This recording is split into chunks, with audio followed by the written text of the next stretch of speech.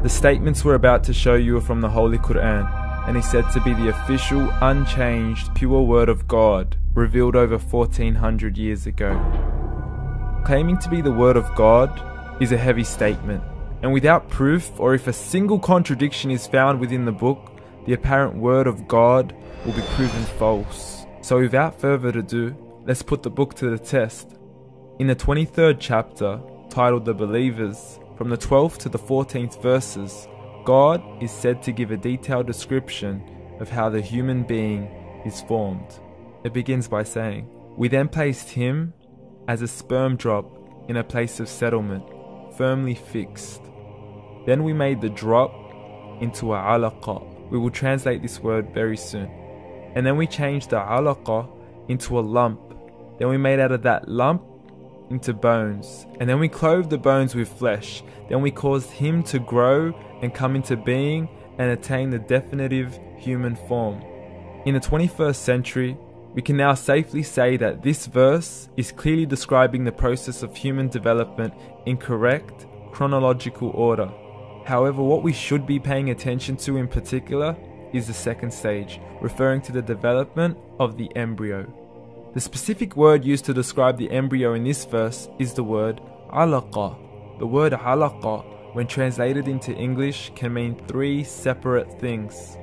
Firstly, a blood clot, or to be suspended, that is to be hanging or clinging to something, or thirdly and finally, a leech. Now, all three definitions don't come anywhere near what we perceive to be the human embryo.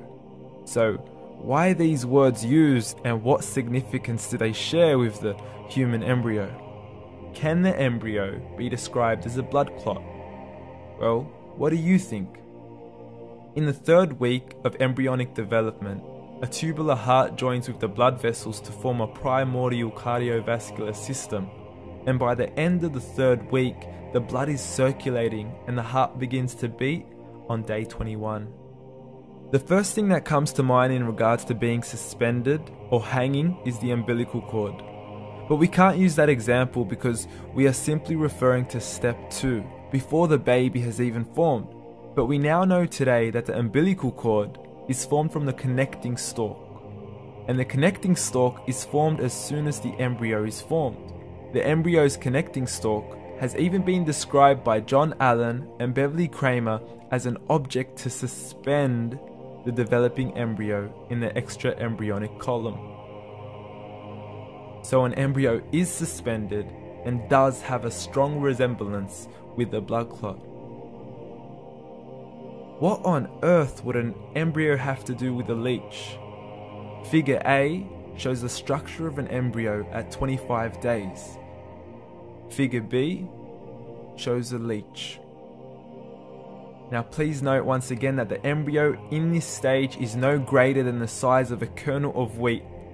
This is an X-ray of the embryo at 22 days. This is the internal structure of a leech. It's mind-blowing stuff, but you still haven't seen anything yet. This is the head of the embryo at 22 days. The detail you are seeing right now is absolutely impossible to be seen with the human eye and can only be seen with a microscope. This is the back end of a leech.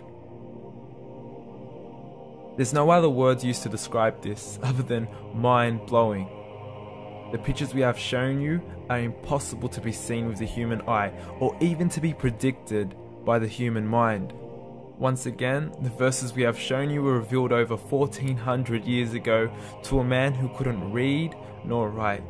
Are these the words of God? Descriptions of the human embryo in the Quran cannot be based on scientific knowledge in the 7th century. The only reasonable conclusion is that these descriptions were revealed to Muhammad from God, from God, from God, from God, from God.